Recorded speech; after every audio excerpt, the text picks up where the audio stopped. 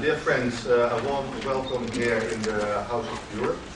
My name is Edward Sloter. I'm the head of the Information Office of the European Parliament here in The Hague.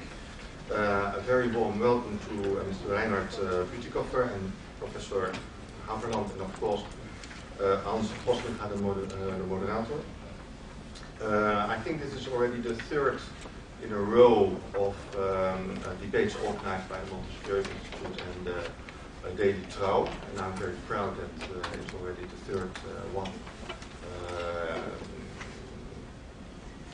here in English, I think. And that's everything what I wanted to say now, because the debate is yours. I will give the floor to Hans Voslinga, who will guide you through the debate. Thank you very much. Welcome to everybody, and a special welcome to our distinguished guests from Germany. Both of you, we're very happy to have you here. Mr. Reinhard Bütikofer is President of the United Green Parties in the European Parliament. And Marcus Haverland, political scientist at our Erasmus University. And he just told me that he has already been in Holland for 20 years. So he speaks also Dutch, but we have preferred to have this debate, the other ones, in the English language, because, well, it reflects something of one of the shortcomings of the European Union, that we don't share a common language, and we don't share a common space, a common public space, so we don't have a public debate in Europe. Which is, of course, very essential and vital for a parliament and a democracy to function. So we have to overcome this flaw, and I think that these debates here contribute a lot to that. Just 2 weeks ago, we had a debate with two people from Poland, and afterwards I realized that who could have thought 25 years ago that we have a debate here with two Poles on democracy in the European context. That is quite something, and I think it reflects something of the entering of Europe in our mind, which is the beginning of a probably beautiful European citizenship, who knows, and a European democracy. So at first I want to give the floor to Mr. Haverland.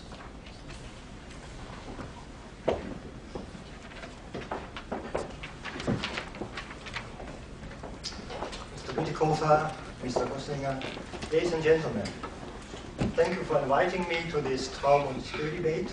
It's a pleasure to be here and to discuss the role of Germany and European democracy. And I'm honored to do so with Mr. Bütikofer, one of the most important politicians of the German Green Party. Germany and European democracy. If you read the newspapers these days, there can hardly be a more topical European issue. Since the start of the crisis in the Eurozone, the perception of the too powerful Germany is back in Europe. This perception has been built up by the German role in the Greek debt crisis, but also very forcefully the last weeks during the Cyprus crisis. Okay. Understood it so far?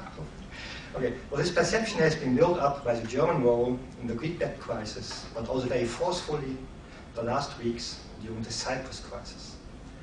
And the question of how Germany sees the future of the EU is very pressing, is very important.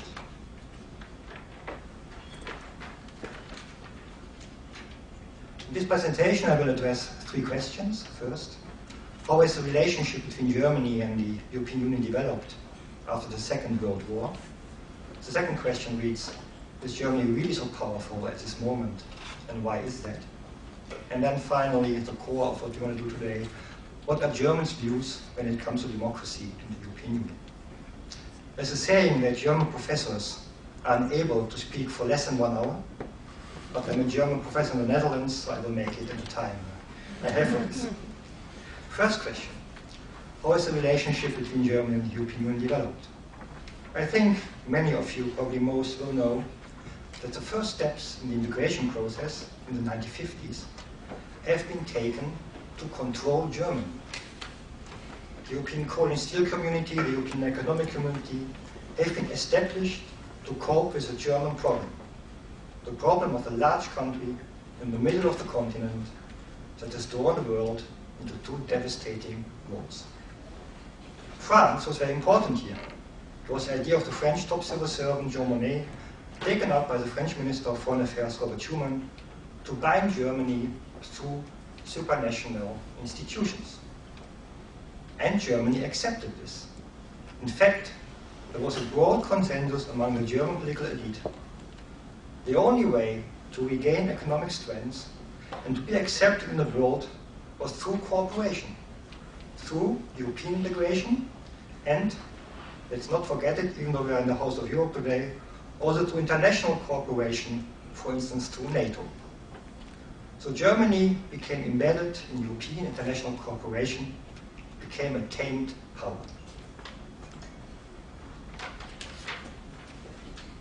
So from the 1950s on, until the 1990s, the German political elite was very much pro-European. They were generally in favor of more integration, stronger European institutions, a strong European Commission, and a strong European Parliament. This was also very much in line with what the Netherlands wanted, whereas France, for instance, was much more in favor of intensified cooperation between member state governments and less in favor of European Parliament.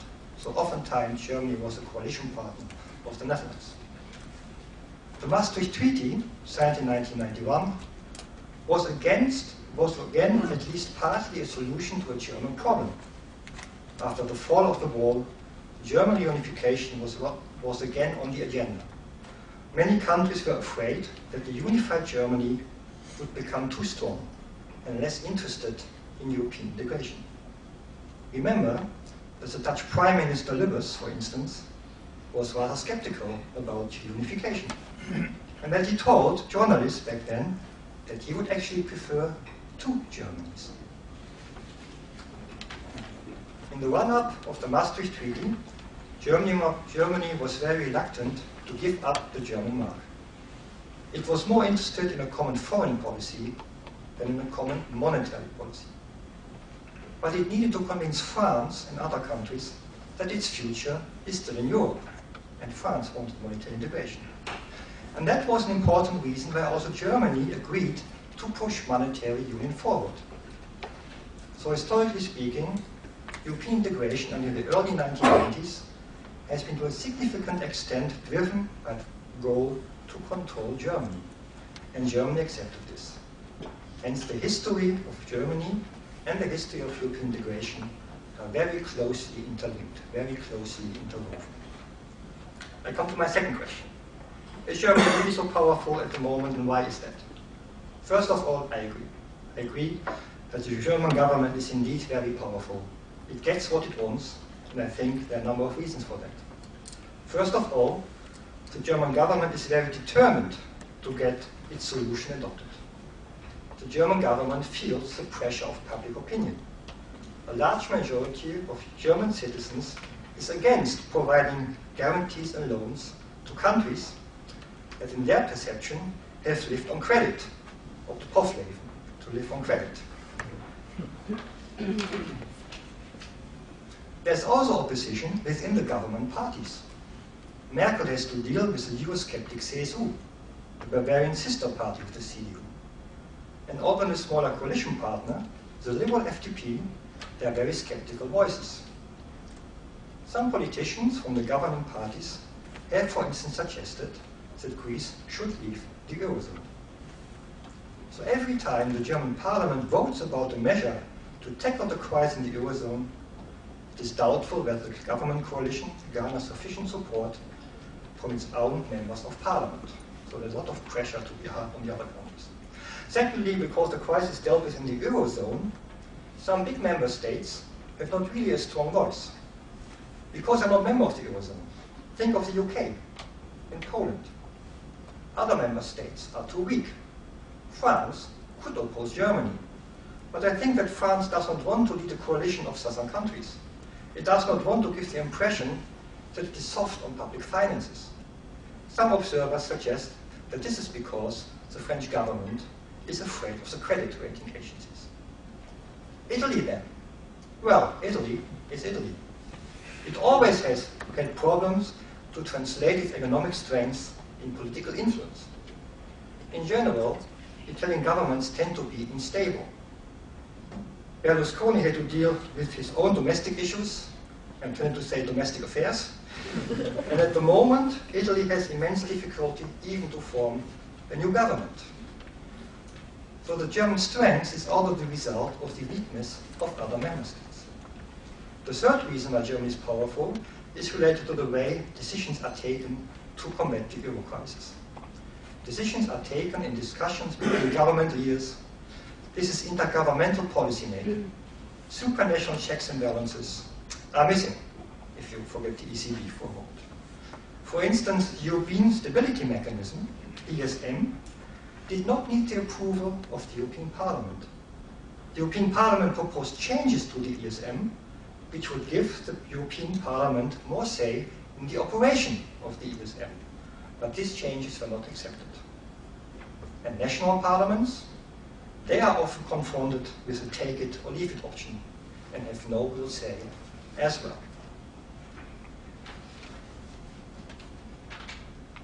So this is the situation we are at in the moment. A powerful Germany and intergovernmental policy making. How to go from here? Should the EU become more democratic, and how? What are the German ideas about this? This is my third question. I think that in general, the German political elite is still pro-European. More European than the British political elite, to be sure, but also on average more pro-European than the Dutch political elite. There has been, for instance, an analysis of the party manifestos, Parteiprogrammas, of the parties that participated in the 2009 election to the European Parliament. All major German political parties, the CDU-CSU, the SPD, the FDP and the Greens, were at least as pro-European as the Dutch D66, the most pro-European Dutch political party at that time. I repeat it. All major political parties, the CDU-CSU, the SPD, the FDP and the Greens, were at least as pro-European as the Dutch D66, the most pro-European Dutch political party at that time. There's one exception to this, the German radical left, Die Linke, which is more Eurosceptic than the other German parties. Let's have a closer look. One outspoken and important politician is the Minister of Finance, Wolfgang Schäuble, member of the Christian Democrats. His ideas about the future go a long way in the direction of the United States of Europe. You can imagine that the Commission President, the position Barroso has now, is elected directly by European citizens or by the European Parliament. Such a president would have quite a lot of legitimacy and would strengthen the Commission vis-à-vis the member states. And if the Commission President would be elected by the European Parliament, and the European parties can propose a candidate, it would strengthen the European Parliament as well. So perhaps it might be surprising for some of you that the same man who is very, very harsh against the southern European countries has actually a quite pro-European vision for the future, at least as far as institutions are concerned. Chancellor Merkel seems to be more reluctant.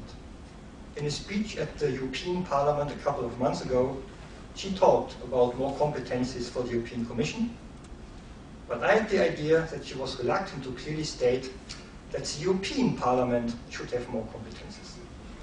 In my view, she emphasized very much the role of national parliaments rather than European parliaments.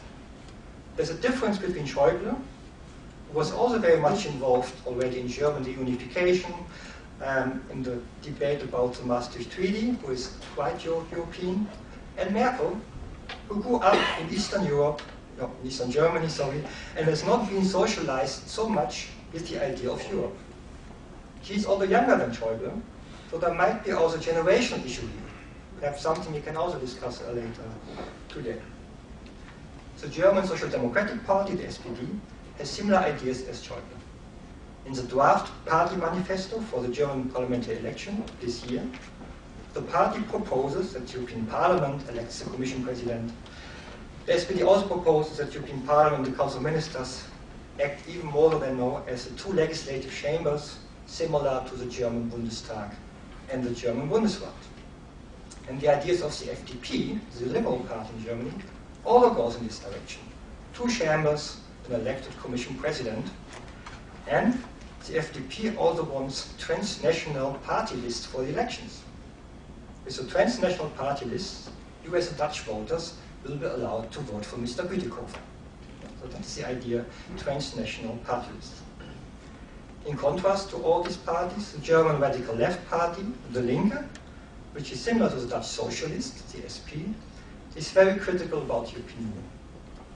The party is in favor of a Europe which would focus more on solidarity and equality, but as far as I can tell, they have not yet really concrete ideas how she would reform the institutions. But she wants a left Europe, that's for sure. There's no political party in the German parliament which is really explicitly against the European Union as such. But I should mention a new political group that is not in the parliament yet, the Alternative für Deutschland, Alternative for Germany. In fact, it's not yet a political party. The plan is to establish the party next Sunday. So we are witnessing history to some extent.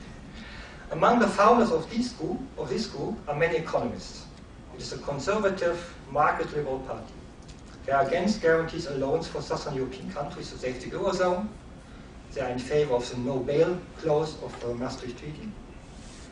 Whether this group will be able to master the threshold of 5% to translate the votes also into seats in the German parliament needs to be seen. But they might reduce the chance of the government coalition to achieve a majority in the next election. So I think this party causes some headache for Chancellor Merkel. Last but not least, there is the German Green Party, Die Grünen, which is perhaps the most pro-European party in Germany. But I will leave this to Mr. Bütikofer and will move to my conclusion. To conclude, in the 1950s, the problem of a nationalistic and aggressive Germany has been tackled with European integration. In the early 1990s, the problem of a strong unified Germany has been tackled with more European integration. And it seems to me that the problem of a too powerful Germany in the Eurozone will also be tackled with still more integration, at least as far as the German political elite is concerned. Thank you.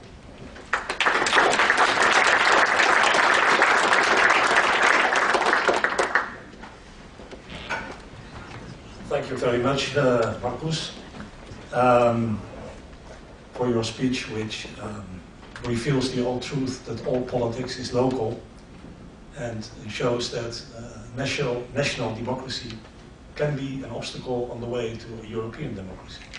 So I'm very curious to hear the answer, the reaction of Mr. Bütikofer. The floor is yours.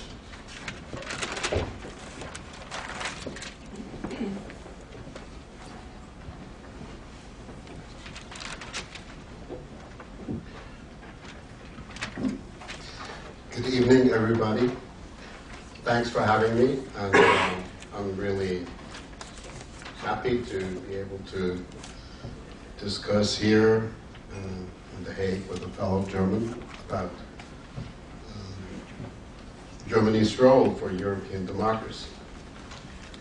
Professor Haverland, in his remarks here and in the article he published in the Daily Trial today, started out by describing Germany as a tamed power. Now, I would say tamed it was, maybe not that much of a power. For many decades, I would say being a power was something that Germany did not want to pursue for obvious historical reasons.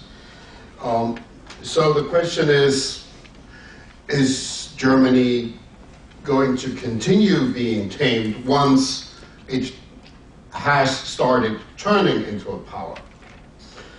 And there, your optimistic conclusions, Professor Haverland, may sound surprising to, well, at least some fellow Europeans, because even if you sound very reassuring in that, what many people are observing presently is a Germany that is more bullying than it's been in a long time.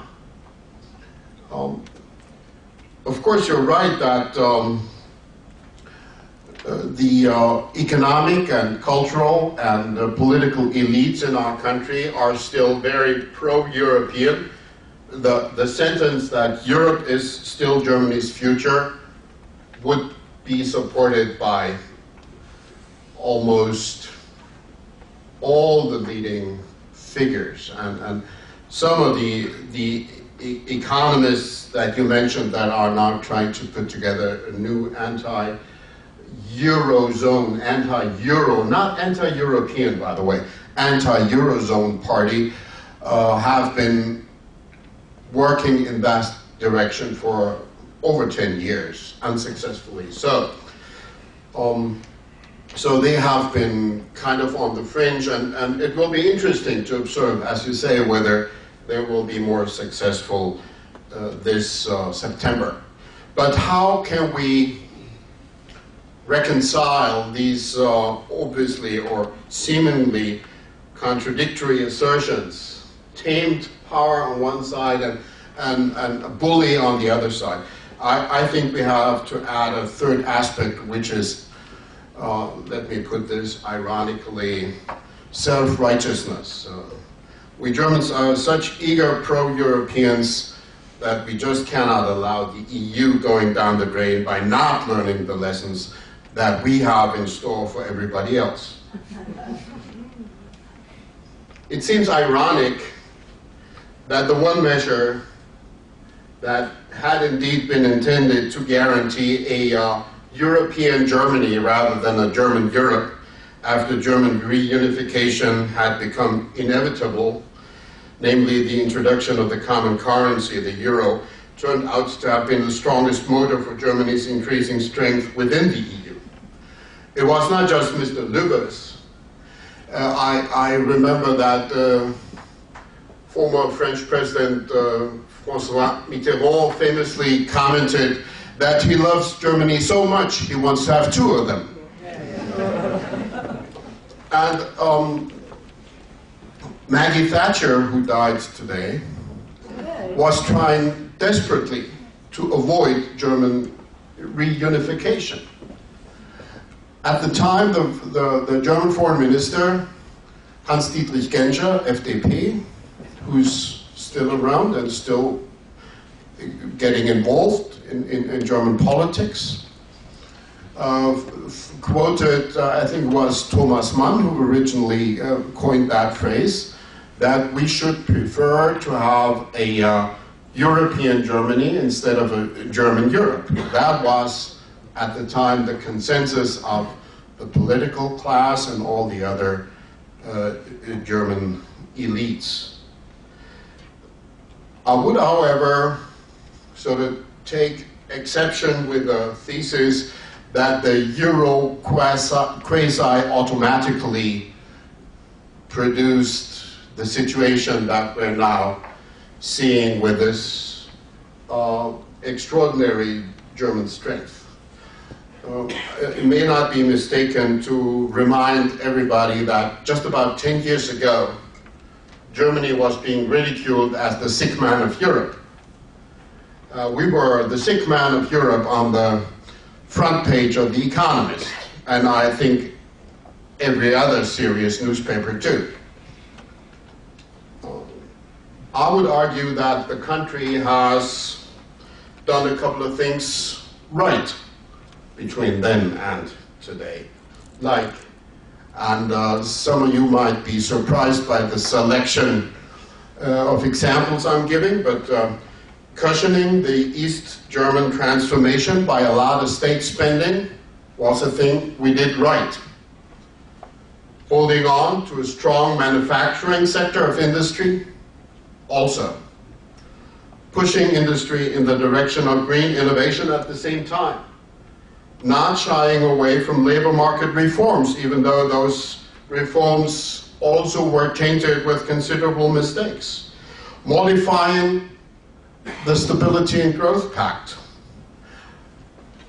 The prevailing discourse in Germany is that modifying or watering down the Stability and Growth Pact in 2003 was a major mistake committed by the Germans and the French. I tend to side with former Chancellor Gerd Schröder, who recently remarked that it was not a mistake, it was an important decision, a right decision, because it would have been impossible to pull through with the labor market reforms and at the same time stick to the 3% limit of the original Stability and Growth Pact. So the country took a decision in favor of structural reforms of the labor market and loosened up on the side of the Stability and Growth Pact. I think that was also a right decision. And by the way, all those decisions were taken not by Mrs. Merkel, but she reaped the political benefit when she was voted into office because voters felt that the government who enacted all these reforms was a terrible government. Of course, these virtues also came with a couple of vices, like undermining the Stability and Growth Pact carried a cost. Germany overspent just like everybody else. Germany followed the follies of neoliberal deregulation ideologies. Still, the common market and the common currency did benefit Germany, and most Germans understand that. And this is one of the most important and obvious reasons that make Germany a solidly pro-EU and pro-Euro and pro-Eurozone country. The problems are not the anti-Europeans. And I don't know what happens with that soon-to-be founded party, we'll see, but even if they make it into the Bundestag, look, we have a very curious situation. Professor Haverland mentioned the CSU and the FDP as raising problems for the Chancellor. He did not mention that at the same time, the main opposition parties, SPD and the Greens, have been supporting the Chancellor on all the difficult decisions. So, in a way, there is such an overwhelmingly strong support for a clear perspective of finding a European solution that I do insist that even if they make it into the Bundestag, these anti-EU or anti-Euro, I should say, forces will not be the major problem. I think what is more of a problem is the fact that Germany is using its present strength to advise Europe on policy to be followed that if we had adopted them would have prevented us from getting to where we are. Holding on to industry and promoting industrial innovation does necessitate some investment. To help transform institutions does necessitate government spending. To enact structural reforms, particularly labor market reforms, cannot be successfully done if you have a policy of austerity über alles at the same time. There's not a single example I know of where that succeeded. So in a way, we're telling the rest of Europe, don't do as we did, do as we tell you. That's not a convincing argument, and I figure that maybe some of the disappointment in different corners of Europe about the role that Germany plays might be smaller, or Germany or some Europeans could be reconciled more easily with German leadership on economic affairs if the German gospel would be a little bit more realistic.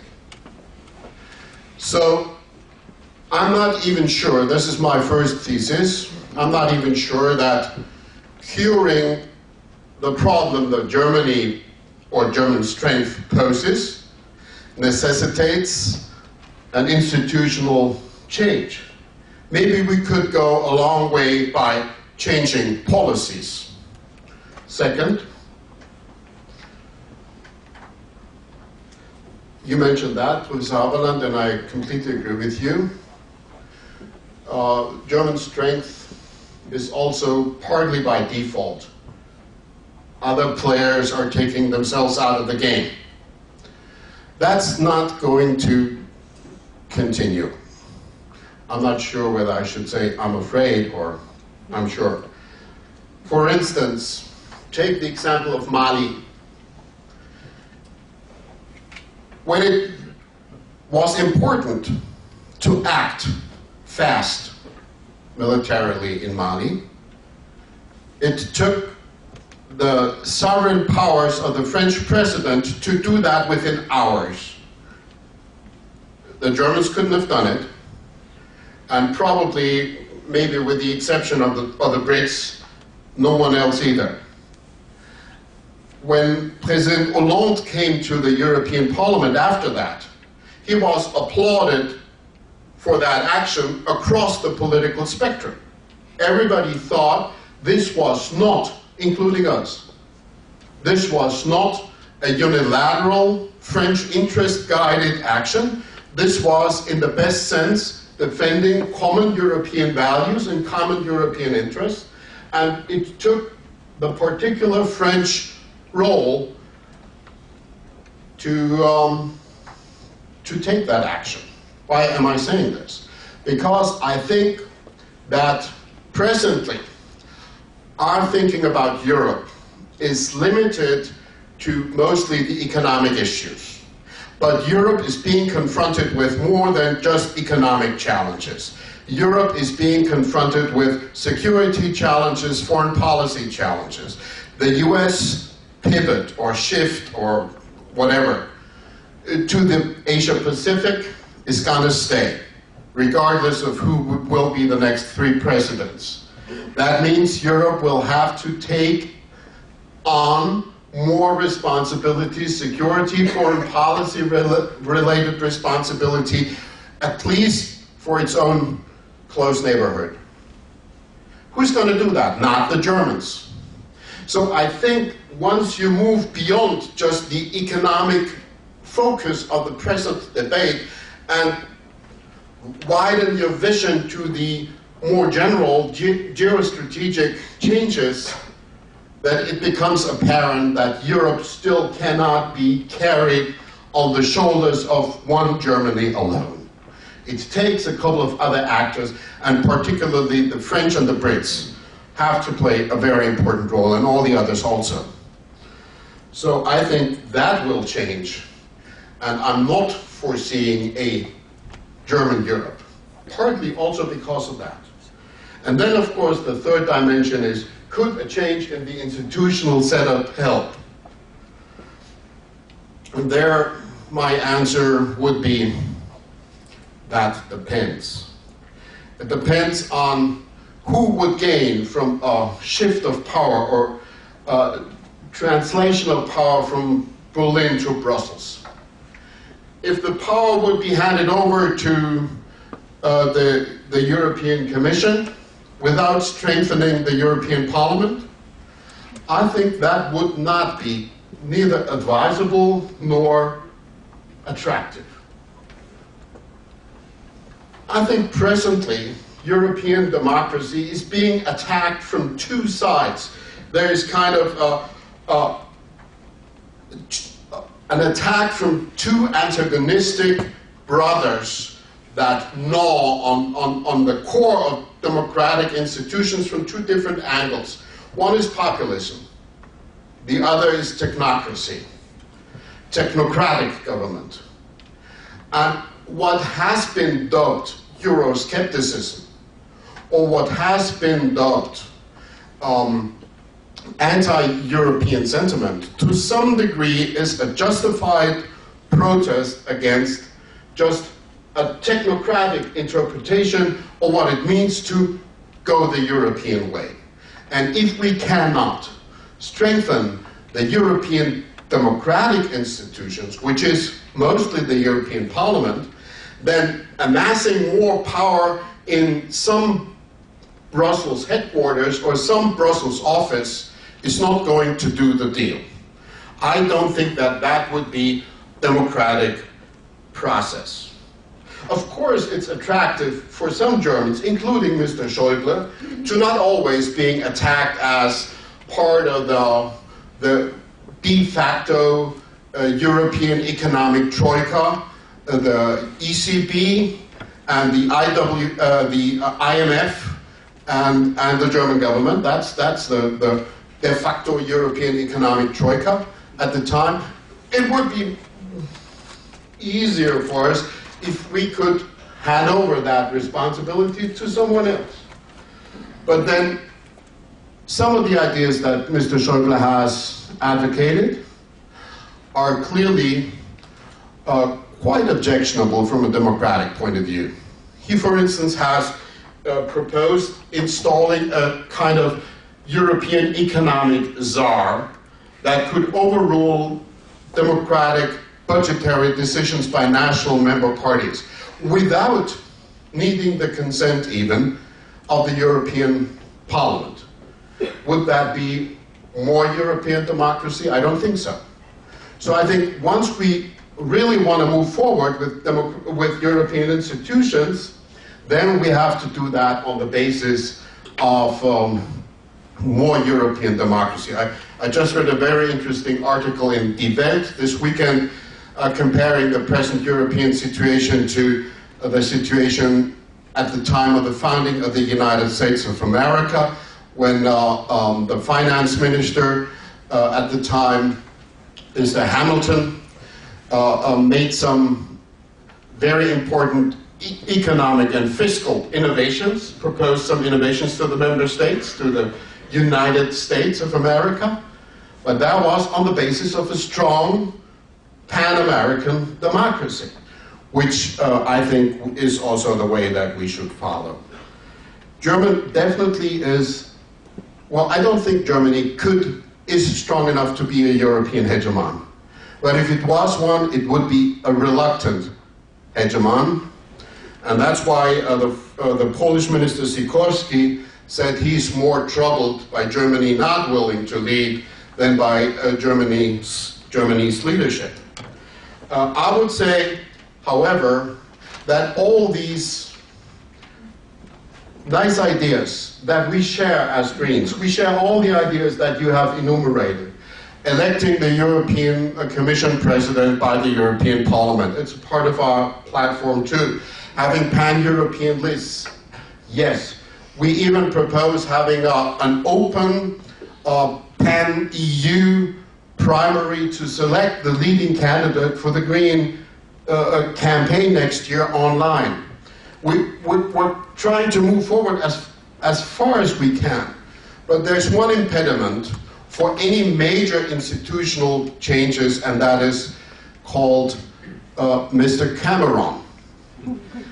As long as he is out there demanding that there would be devolution of European powers, there will be repatriation of European responsibilities, I don't think either France or Germany will be daring enough to go for any major opening, any major institutional issues.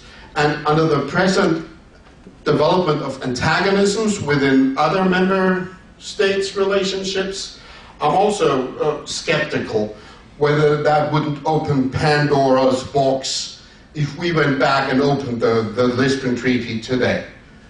I'm saying that in spite of the fact that we advocate some of these proposals ourselves. So I think what we have to live with for the time being is changing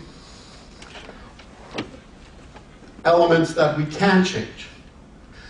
And I think the three most important deficits that I see where Germany can be a part to the solution and others also are, number one, the relationship between the Eurozone and the wider EU. We have good institutions for the EU, but most of the important decisions are now being taken on the Eurozone level. So how does that fit? Second, the role of the national parliaments. The Bundestag does indeed have a strong role. That was not the government's doing. The parliamentarians had to go to the Constitutional Court over and over again to force the government to include parliamentarians in the decision-making process. Today, many parliamentarians in national parliaments are envious of the Bundestag, and I understand that. And I think changing parliamentary participation in the direction of strengthening the national parliaments would help European democracy also. And then building on that basis an alliance of parliaments. And the last remark and the last deficit that I see is the issue of the feeling among citizens that somehow the whole thing about democracy is detached from them. Democracy is about institutions and the political class and maybe some activists, but not about the citizens. I think this is the next thing that we have to address next year during the European campaign. If we can change that, the whole basis of the European building, whatever we do in the superstructure, will crumble. Thank you.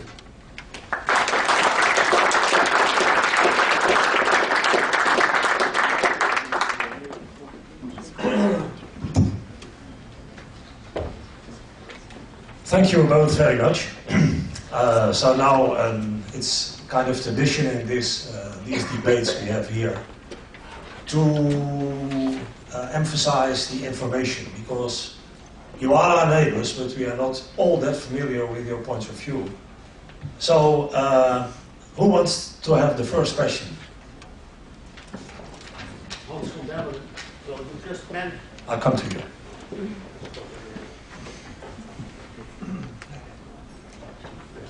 Hans van Bemmelen, well, you just mentioned neighbors.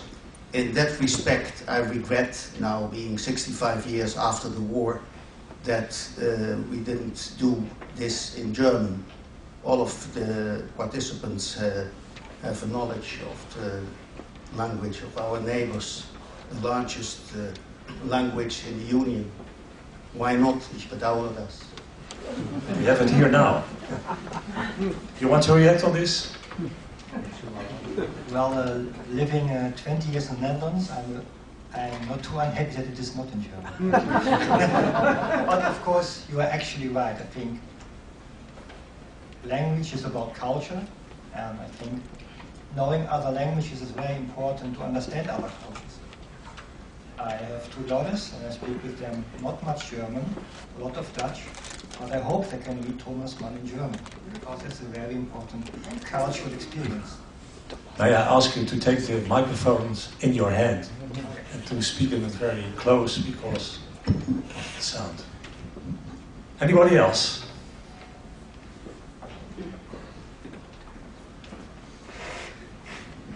Hello, my name is Anko Jurgens from the Duitsland Institute. I have a question for Mr. Bütikofer. I was very glad that you put the problems in a wider perspective, not just economically and financial.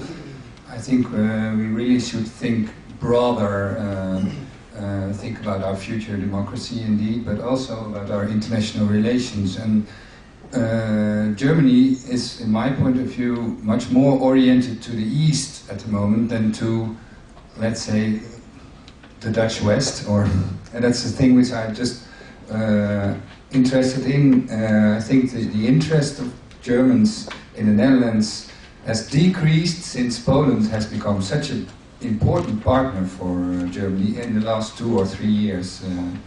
And the second question I've got especially for you is that, in my point of view, Westerwelle and the FDP is more pacifistic, what is it in English, than the Greens were, since we see that in Libya, in Mali, the Germans did not send their Bundesarmee, and in Syria now there is a weapon embargo, and I think for the European policy it's a bad thing that Germany is so reluctant to cooperate with France and Great Britain.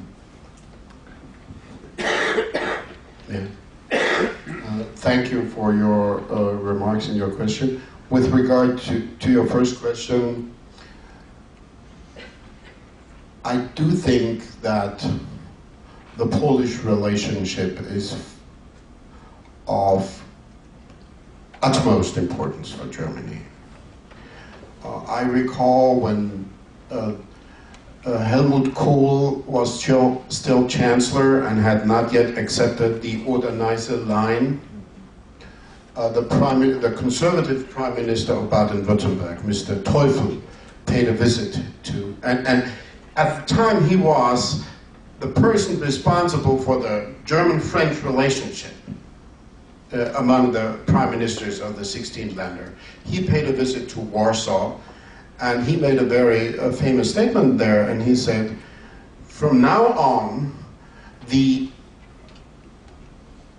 improvement of Polish-German relations and overcoming the antagonisms of our history are as important as the German-French relationship and rapprochement was from the 50s to this day in the early 90s. And I think he was right. To bind the two parts of this continent that had been separated since Yalta, to bind them together needs a strong bond between Germany and Poland. And this is not, in my understanding, this is not an alternative to to strengthening and keeping the bonds to the West. For instance, what we have developed and are underusing presently, but still do have, is the so-called Weimar Triangle. That's a triangle between France and Poland and Germany.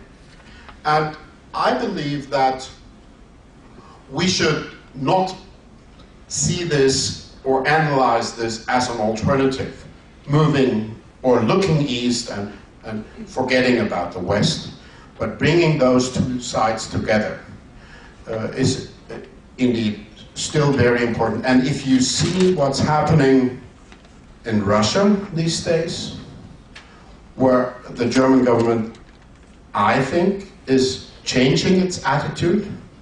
Mrs. Merkel is much more critical of what is happening in Russia than she was a year ago or 2 years ago. And she's saying that. And look at all the pressures that Russia is putting on Ukraine and a couple of other countries in the region. I think that Germany's responsibility is indeed also to build strong bridges there, but not as an alternative. With regard to your second issue, Westerwelle being the representative of pacifism, look, there was a movement in Germany. I didn't experience that. I'm not that old. In the 50s, that was denounced as ohne mich. Yeah? Military without me, ohne mich. And that was then sort of polemically called the German ohne mich, ohne mich. That was not taking the position that there should not be military. That was not taking the position that you can avoid sometimes using military means to prevent murderous dictators from killing their populations. After all, we do have in the United Nations a responsibility to protect, which we didn't have 30 years ago. But it said, let the others do that. Just like in European history, the Austrians used to say, Bella garant alii, tu felix Austria nube. Yeah? Let the others go to war, we will marry and get rich. So that was the attitude. Yeah? So let the others take the responsibility, not us. I don't agree with that. I think Germany has to take responsibility. We did take responsibility. It was a painful discussion for my party when we were in government and we agreed to support, for instance, ISAF in Afghanistan. I fought for that. It took a while, but I think it was the right decision, which does not mean look for opportunities to send soldiers overseas. We refused to support the invasion in Iraq. But in the case where it is not a solitary extreme action of one partner, where it is there is a common interest, we cannot say, let the others take the responsibility, let the others stand in harm's way, and let us do business. That mercantilist approach is not good enough anymore. Marcus, you want to react to? No, only quickly, not on the second part, on the pacifist roots of the Green parties and whether this has changed or not, which kind of was a sub-theme of that. But I think indeed, with the Eastern enlargement, you can say, well, we go more to the East, but we keep, of course, all the contacts with the West. But there's, of course, a kind of zero-sum game here that if you have more trade relations with one part or more diplomatic relations, there will be less on the other side. So I think Germany, with the enlargement, with the larger internal market, looks more to the East. And it was also one of the reasons why, for instance, France was very skeptical about Eastern enlargement, because what we see is that the gravity of Europe is moving to the East. I think that's certainly something, and new countries are becoming more important, like Poland. A couple of questions. I start Peter Bootsma. Thank you. Mr. Haverland, you stated that in fact all parties in Germany are pro-European.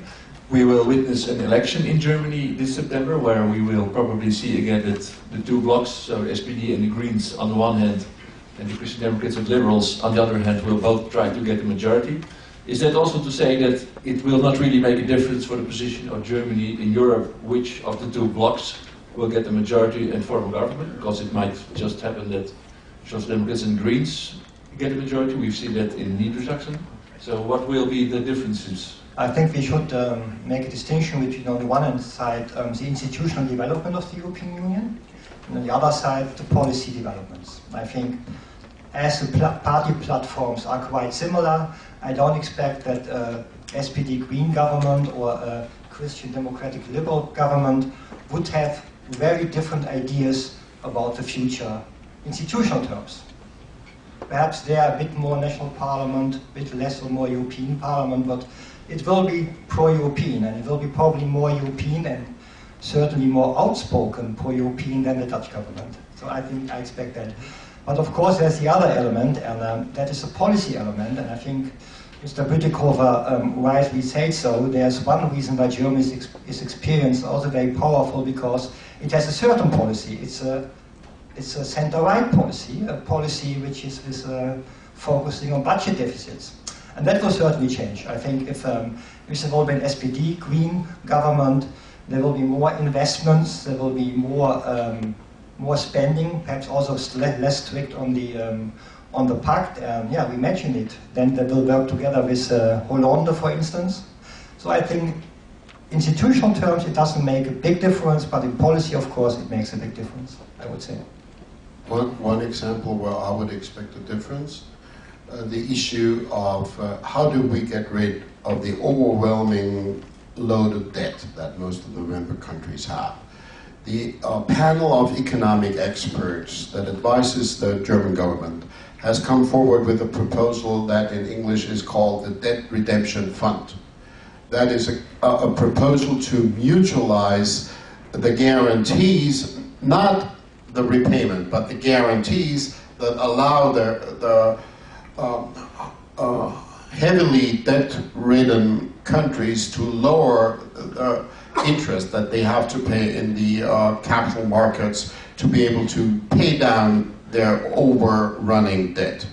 This debt redemption fund idea is being supported by the opposition parties in the German Bundestag, but the government has rejected this advice of its advisors. So that is an example of a change that could happen. I noticed that both of you have quite some criticism on the position of the Dutch in the European debate.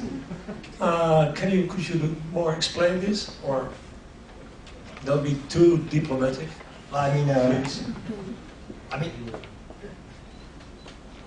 Personally, I'm quite European, and that perhaps also carries through here. But it's objectively, if you look at the positions in the Netherlands, they are much less pro-European on average, the political parties, than they are in Germany. I think particularly after the referendum on the constitution, I think it was a kind of a trauma for the Dutch political parties. And what we can see as political scientists is we can see how the position of government parties move, or parties in parliament move from more Europe to less Europe. And we saw this for a lot of parties, that the parties became much less European, and they also have hobby horses. So if you look at the PVDR program of last time, they talk a lot about the salaries Mr. Bütikofer gets, and the commission gets, a lot of these kind of issues as well. So also appealing to perhaps more Eurosceptic parties, voters. So you see a movement for less Europe, and of course that is, from a pro-European perspective, that's a critique, but it's also a kind of description. Another thing which I'm actually more critical of is that, also perhaps to some extent personal, is how the Dutch government deals with Europe, in the sense that they're not really telling to some extent what they're doing there. That, for instance, Rutte talks with several different voices in Brussels and else, and that the government, and that, for instance, if you look at the document Staat van Europese Unie, what the government gives to the Dutch Parliament, there's not a clear vision about Europe. There's a compromise between the PVDA, which is more pro-Europe, and the VVD, less Europe. But the citizens are not told what the direction is. And the citizens are not given, I think, a fair picture of what is going on. And I think that is also very bad for the discussion. That's a bit something which you see in a lot of political parties, which are more in the center, in different countries, that to some extent the European issue also splits parties. And the Social Democrats in the Netherlands, you have Timmermans, but you also have Couperus. One is pro-European, other is less European. You have the same to some extent, or had it in the CDA as well. You have it in the VVD. And because the parties are internally divided, they don't want to talk so much about Europe. But that's of course a problem if you want to have a European debate. So in that sense, I'm skeptical about the Netherlands. I think that unlike Germany, we are under a severe attack of populism for almost 10 years. Yeah. So how do you explain this difference? Why is it so quiet in Germany itself? Well, I would argue that German right-wing populism has not been as modern as some of the more successful right-wing populist movements in some other countries, including the Netherlands. They are still sort of flying the flag of anti-Semitism. That's a no-go. Whoever enters that sort of death valley of domestic politics is not gonna get accepted.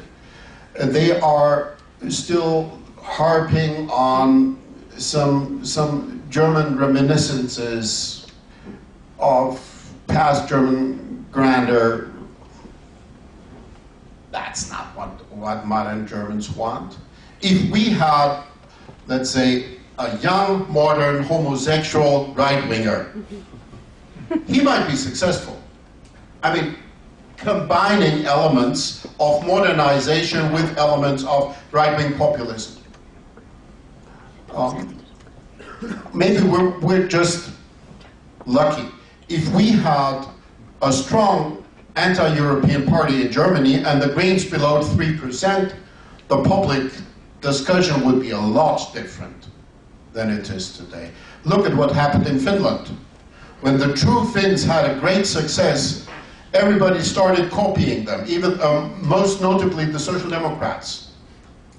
And then in the presidential election, 2 pro-European candidates made it into the runoff. That changed the whole atmosphere in Finland. Nothing is more successful than success. If right-wing populism seems to be successful, others want to emulate. So in this case, ironically, the history is at your hand. It's on Yes. your hand. Yeah? Yes. Case. Thank you for your contribution in English, and I'm anxious to hear it in German. I agree. Mr. Haverland, his point was, if I understood him well, if Germany is increasing economic power, it will necessarily lead to more economic integration. Just the others want to tame the German power. The co-speaker said, no, there's more than economic power, there's also security policy, etc. But in my perception, in the coming years, German economic power will increase. France will weaken and will increasingly weaken. Italy will increasingly weaken. So the point is, Germany is gaining economic strength. Will it lead to more economic integration or not? And what will be the reaction in the field of security? Because only strong economic power will generate defense policy. My argument was that in the economic area, Germany is indeed at the moment very important and very powerful. But my argument was also that this is crisis management at the moment. Yeah? So that is what we experience, is also so the relationship to the recent debates, of course, in Greek and Cyprus. So that's what was taken like what is at the moment. But my idea is that in the future, perhaps if some of these issues are solved and we talk about a new treaty, then the power of Germany will be reduced because there will be new institutions and the German will accept that, actually. But it's still, I mean, I expect it, and another thing which will reduce the German power is also what you said and others said, probably, is that there are, of course, other policy areas, yeah, where Germany has similar ideas as others as well, and others are also important, so that will also reduce the power, I think, of Germany. My answer would be, who would have been willing to prognosticate in 2003 that Germany would be the economic powerhouse 10 years after? How much better can we tell the future of France? Of course, if they don't do anything addressing their economic problems, they're going to get into more difficulties. But sometimes people start learning. It happened even with the German Social Democrats that were on these issues the most conservative political force you could imagine. They paid a heavy price for engaging in that reform effort. They lost considerably in the next 2 elections, but still they managed to turn it around. Why couldn't the French? And then let's not jump to conclusions. I mean, Germany is, I said, not Europe's hegemon. Just compare where we are presently with regard to what everybody agrees to in the European Council and where we were before the Greek crisis broke out. Before the Greek crisis, there was a very clear paradigm that almost everybody subscribed to in Germany: no bailout. 125, caption 125 in the Lisbon Treaty. No bailout. And then Mrs. Merkel had a a look into the abyss, and then she drew back and she said, okay, we'll do it once. And very little after that, there was a need to do it again. And then she did it again. And she continuously drew red lines or lines into the sand, and when she got there, she stepped beyond.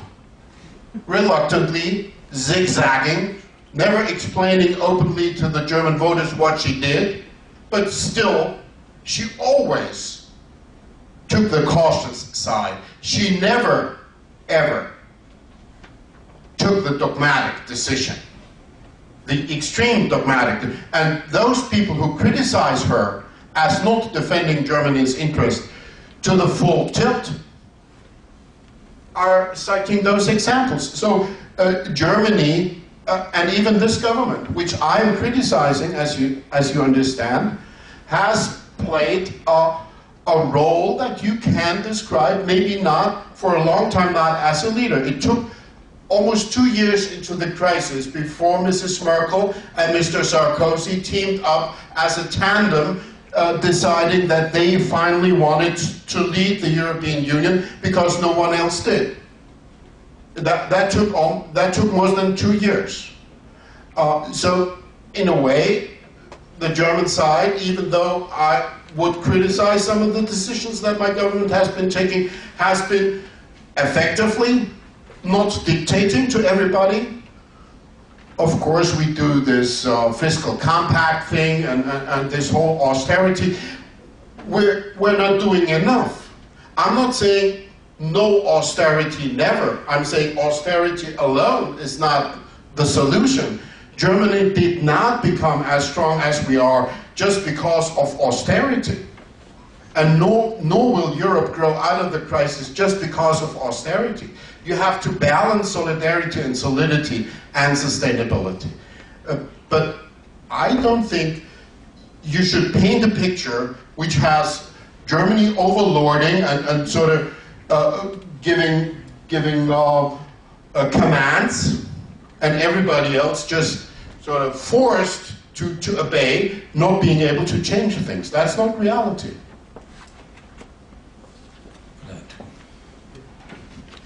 Thank you very much. My name is Finn Carlson. I'm a student here at Leiden University campus The Hague. What I was wondering, both of you kind of touched upon the bullying of Germany recently.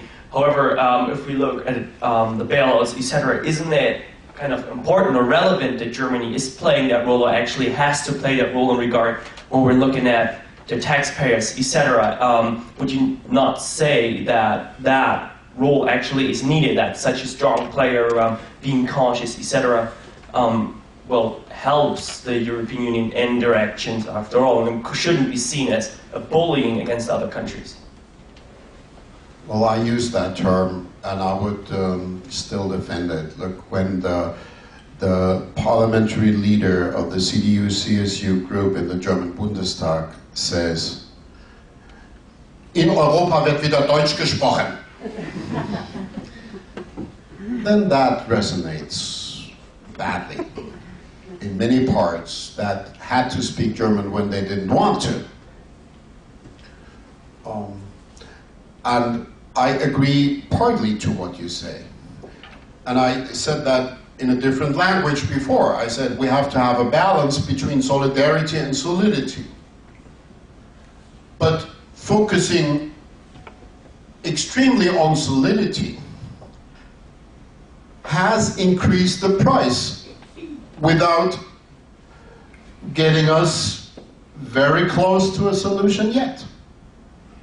I mean, just look at the Greek figures. The debt burden has been reduced.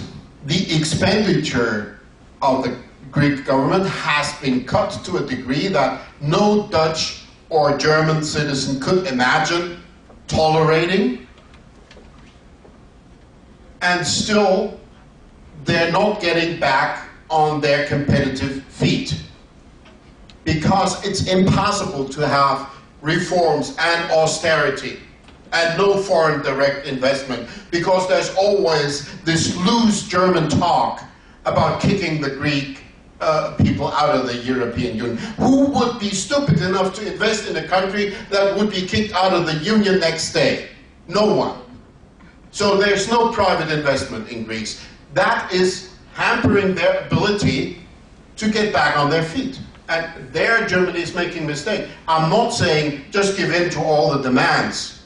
Just print euro bonds and let's live happily forever, ever after. That's not my position.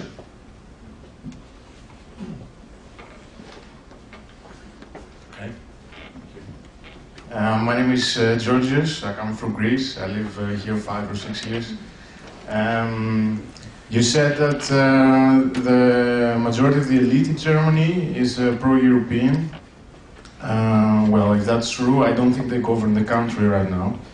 And I think you used as an argument that the program of the parties was pro-European. Almost all the parties are at least more pro-European than the Dutch, the most pro-European Dutch party. But maybe because I'm Greek, I don't trust what people say, but what they do. And what I see the last years is that the German government is actually organizing a sadistic attack against the South for being so irresponsible and spending too much. We expected when the crisis broke up to see some kind of solidarity, the same solidarity we showed to Germany after the war and when the two Germanys united. But instead we saw Germany reluctant to help and actually getting the everyday life of the Greeks and the Spanish and the Portuguese and the Cypriots actually making it a nightmare. My father has 55% reduction of his pension. I don't think any Dutch person would tolerate that. So, and the excuse of the Dutch government and the German government every time is that I have an anti-European crowd in my country, I cannot pass that from my parliament. And how is this anti-European feeling created in the countries? I think it's a responsibility of the governments. And from one side, because to be honest, I don't see any European flag in the Netherlands.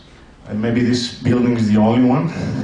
In Greece, next to every Greek flag, there is a European flag. And also the media. Because the media in Netherlands and in Germany, I don't think they are so fair with what is happening in the rest of Europe. They filter out a lot. So I think they create this anti-European feeling. How do you see the role of the media in the European democracy in the future? We didn't discuss at all about the media until now. I think you I can assure you that there is a flag of the European Union on the building of the Parliament, and even the town hall. See you there. I go to another. No, this one is very interesting. Okay, you go ahead. I think you raised a number of important issues. So, if I say they are pro-European, I mean basically that they are prepared to give competencies to the European level. Yeah, that is what I meant. The other thing is what you do with these competencies. Yeah, what kind of Europe you want. And I think indeed the Christian Democrat liberal government wants a Europe which has austerity, which reduces debt, and this has very dramatic consequences, for instance, for Greece. Yeah? And I think the Dutch, the Christian Democrats and the FDP are somehow pressured by their domestic voters, but they also believe in it to some extent. Yeah. So these are really they have an ideology that you have to not to make too much debt, and so Greece, for instance, has accumulated a lot of debt, but has not paid interest rates so high. And the German government would say, well, you have not used this money to build up infrastructure, but you have used it for other things, and therefore you're not competitive. So that is the conservative view on that. And I think indeed, if you look at the public in Germany, if you ask German citizens, do you are prepared to pay for Greece, to put it simply? In the beginning it was about 50% were still prepared, but now it's 70 to 80% don't want to pay it. And it might have to do a bit with the media. And I think it's an important issue, and Mr. Bütikofer also talked a bit about a feeling of citizens and European feeling. There are no European media. I mean, I read European Voice, which is a very specialized newspaper, but there's no European Paul and Wittemann. Yeah? There's no European public sphere. And perhaps if there would be rather than national media, European media, perhaps there would be more solidarity there. At least there would be less prejudices, of course. I mean, the average worker in Greece works more hours than the average worker in Germany or in Spain. They work more hours, yeah? And these kind of prejudices perhaps would disappear if there would be more European media. I have already made a couple of remarks criticizing some of the behavior of my country, but you will not expect me to denigrate my country. Look, it was not the German decision how much the pensions would be cut in Greece. There was pressure on Greece to come up with budget cuts, yes. But as far as I have been told, there is a long-standing offer on the part of the German finance ministry to send a sizable number of German tax experts to Greece to help Greece enforcing their own tax code and to fight tax evasion. And that offer is still open and would still have to be taken up by the Greek side. Yeah. Even though other Germans that I have talked to are saying this present Greek government is the first government in a long time that really tries to tackle the issue of the tax code and tax evasion and wants to get something done. Everybody knows the famous list of tax evaders that somehow disappeared, not in Germany, but in Athens. And of course, the program that was enforced in Greece was unbalanced socially, yes. But that was a choice that was supported by some of the Greek parties, not only on the right, also on the left. Syriza, for instance, takes the position that we have not been able to avoid the budget cuts, so let's protest against and avoid the structural reforms. Dima takes a different position. They say the budget cuts are socially untenable, but some of the structural reforms are important. So let's make a deal there. Let's have more structural reforms and less budget cuts. So some of the responsibility of the situation in Greece resides in Athens. I return to the cradle of democracy. Are you satisfied? We cannot discuss this with one question and one answer. It's a big topic. So. Peter Alexandrova from the Montesquieu Institute. You mentioned, Mr. Bütikofer, that in Europe, I've been hearing this a lot from other MEPs as well, that we only talk about economic issues, maybe sometimes also about security issues, but aren't all the other policies and topics discussed on European level always presented from an economic perspective? Even a lot of talk that has been in the last 2 or 3 years about youth unemployment, it's because it's bad for the economy. Or about energy policy problems, it's again either somehow security or economic issues. So do we really have other policies, or is it really only about economic and security issues? Well, in 2007 and 2008, we had other policies. Europe was a leader in the international efforts to fight climate change. And Germany at the time was leading the effort. And then a couple of decisions were taken on different levels, going in a negative direction. when it became concrete and when some also established German industrial interests were at stake, then decision makers took a conservative attitude. Instead of promoting environmental innovation, they went into the protectionist direction. Yes. And then after the failure in Copenhagen, end of 2009, so the climate issues disappeared from the agenda. If you hear about any major meeting between global leaders, nowhere is climate still on the agenda. I think that will come back. Next year we will have the next report of the United Nations Intergovernmental Conference on Climate Change, and their findings will probably be even much more troubling than the last report, and they will bring the issue back on the agenda, and we will again have a climate policy. We're too narrowly focused right now, but the other problems don't go away. No one is talking about talking a lot about development issues. The Millennium Development Goals are forgotten. The Commission just reminded everybody that Europe is not even living up to its modest promises. That will come back, because the problems don't go away. So for the time being, we're too narrow. We try to widen the agenda. You don't always have a window of opportunity for that, but I think that will change.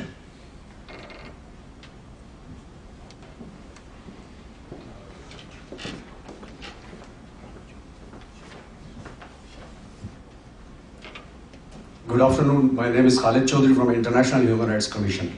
First of all, allow me to appreciate your speech. It was fantastic. The second thing, let's not forget, if Germany was not playing that role, then European disintegration was on the road. I have a question.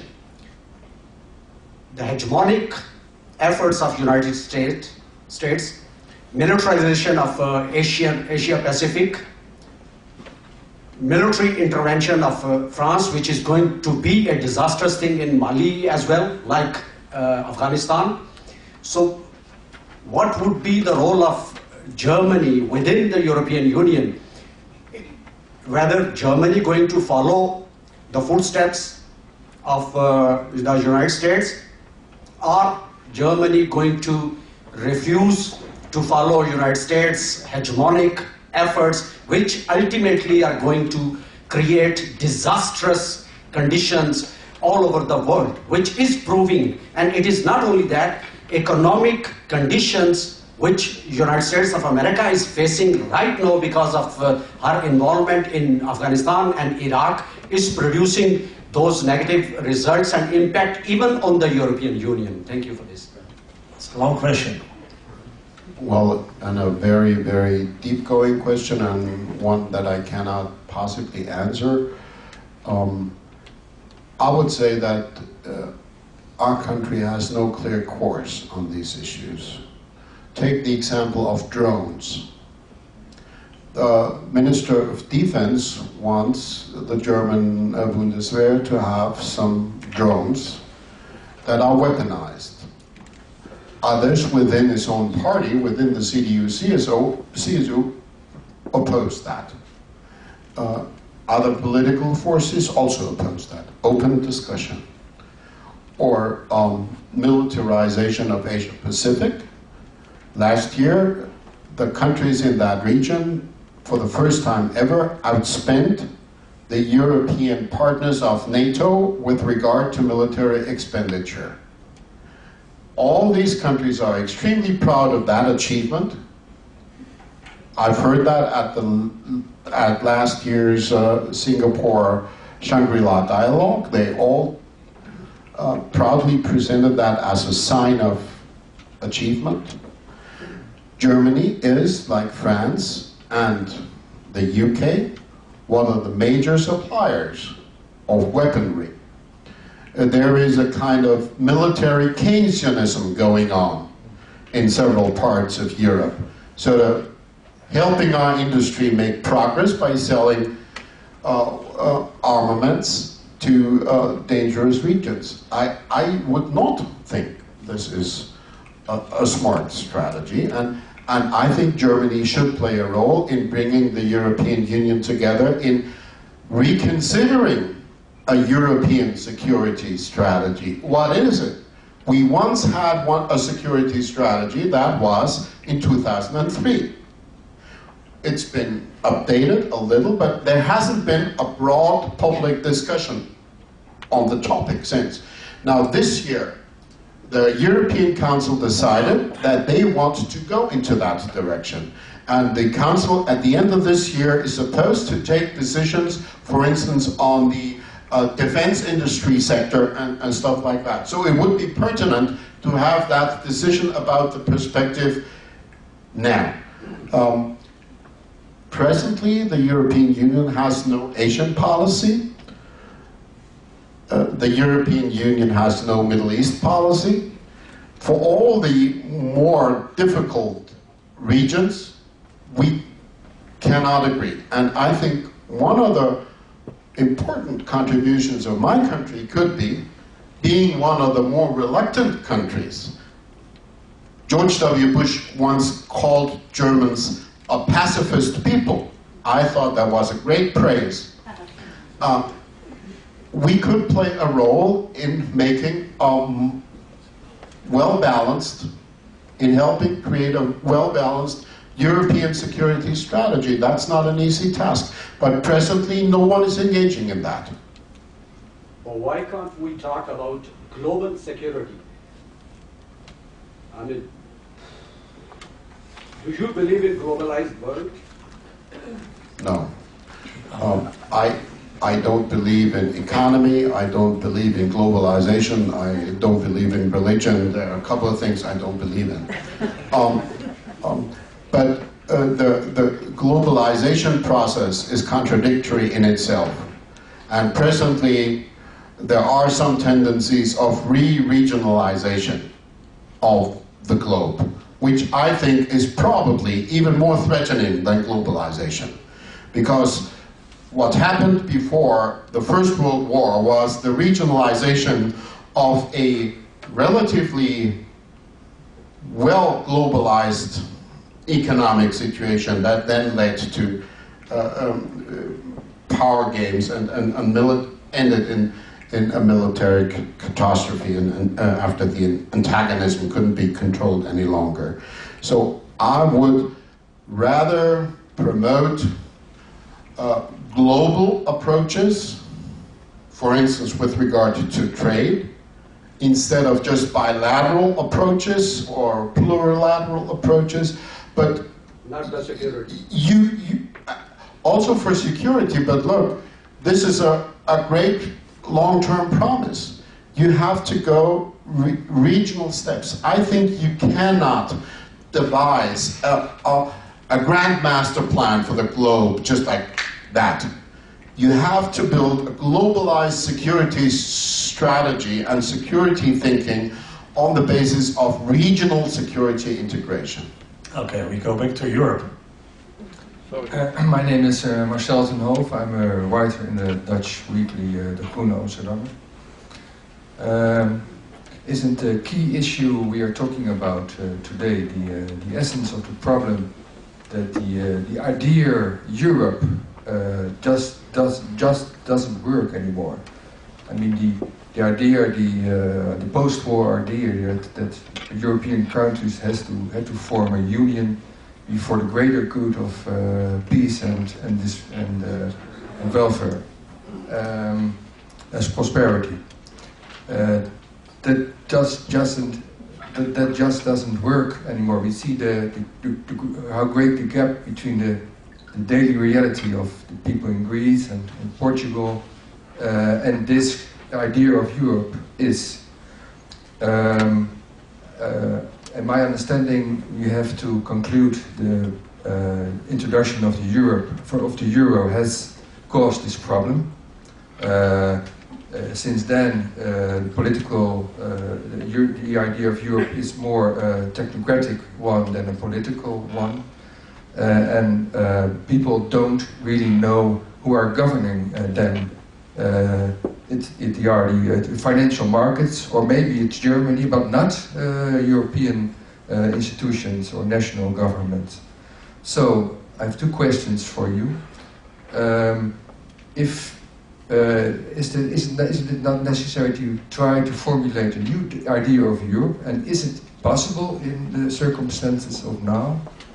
And second, who has that responsibility to formulate that idea? I would think it are the national politicians that had to free themselves of the European orientation and tell us what Europe is for. I think you are certainly right that the impetus for integration in the beginning was nie wieder Krieg. Yeah? And if you look at the first surveys in the early 1970s, about 70 to 80% of the citizens in Germany and also Netherlands were in favor of the United States of Europe, because it was still, the idea of war was still in their minds. Yeah? So there was a strong support for the United States of Europe in the 60s and 70s in the first surveys. So that has gone away, and then I think that's a major problem, that the citizens also don't feel what is Europe for. So you need, to some extent, you need a new story.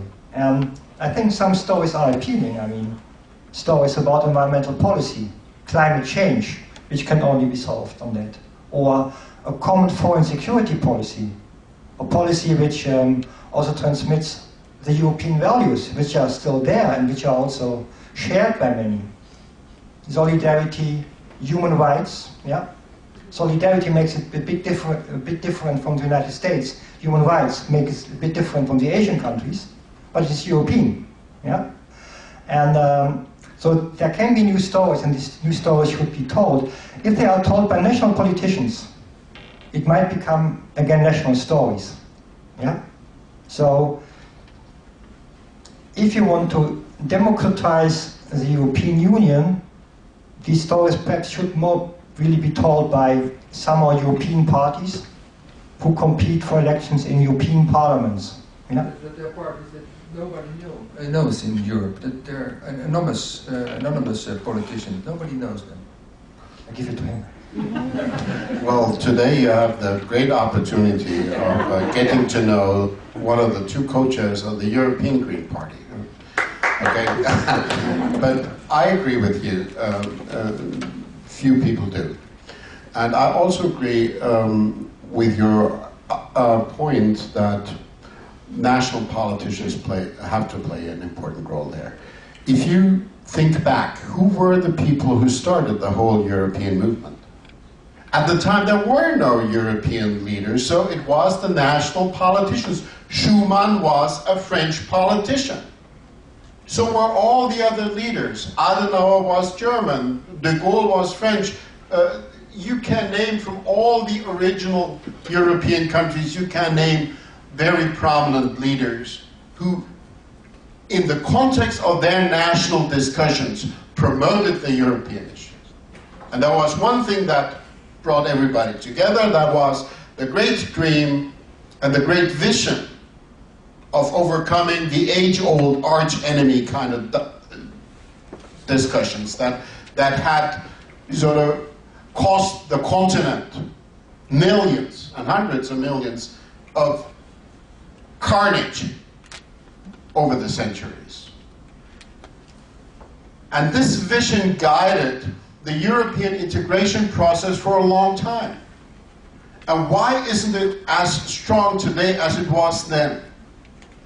Because if a vision becomes a reality, it loses some of its glamour.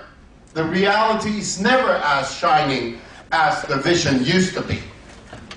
You love your wife or your partner, but if you get married, you find out some things you didn't know before, and maybe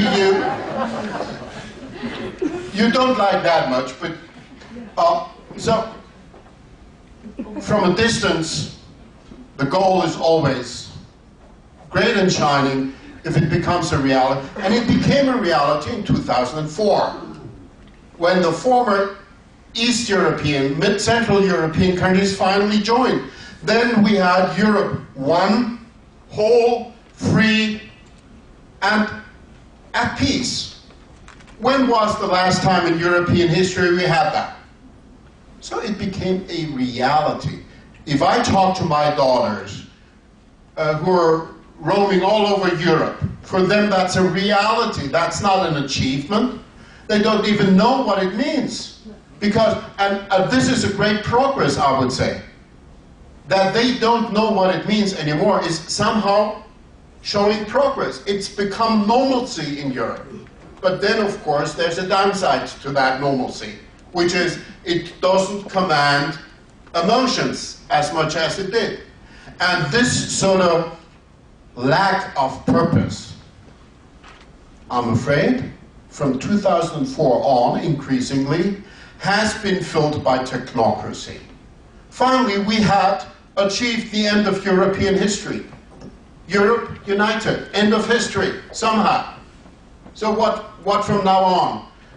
No one knew. No one wanted to reinvigorate all the old demons of nationalism, and instead a European technocracy took control. There's one former leader of FIFID who played a very important role in that in that context. All of you know the name.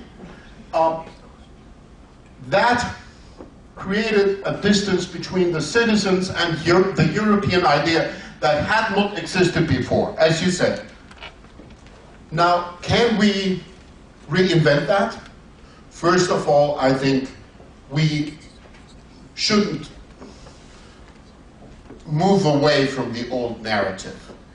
Helmut Kohl was right when he said Europe is still about war and peace. You don't see it, but it's still a reality. And something we should learn from the Americans is how to celebrate the historical progress that we're making. When a new American president is sworn in, that week, National Mall in Washington is experiencing what I would call a Republican high mass. The best known artists of the countries read from the Founding Fathers. Who in Germany or France or the Netherlands ever reads from Victor Hugo and his 1849 foresight of a United States or Europe? Whoever sort of remembers a common European history. We celebrate our national holidays. Do we celebrate when the Dutch and the Germans did something important together, or the Polish and the Germans did something important and positive together? We don't have those policies. That is part of the problem. And then on top of that, I would argue that we have to enlarge the narrative. Just harking back to what we had is not enough. Europe has to play a role in the world. Europe's role about peace is not navel-gazing. Europe's role about peace is also a responsibility to contribute to global peace. And in that context, this united Europe could play a role if it's united. If it's not united, if it's disunited, if it's disparate, not a single nation will play a role. And that will also impact our values and our interests. So I think we should stick to the traditional European narrative, reinvigorate that, and build a next sort of phase on top of that, which is Europe also has to play a role with regard to its international responsibilities. Thank you very much for your... We had little problems in Europe when we had more politicians with an answer like this. Thank you.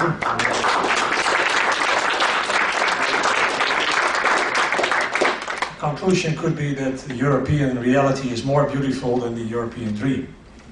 Thank you very much, everybody. This is the end of our debate. We invite you for a drink in the lobby afterwards. And I'd like to thank the honorable speakers today. Thank you very much. We have a little present for you somewhere in the back.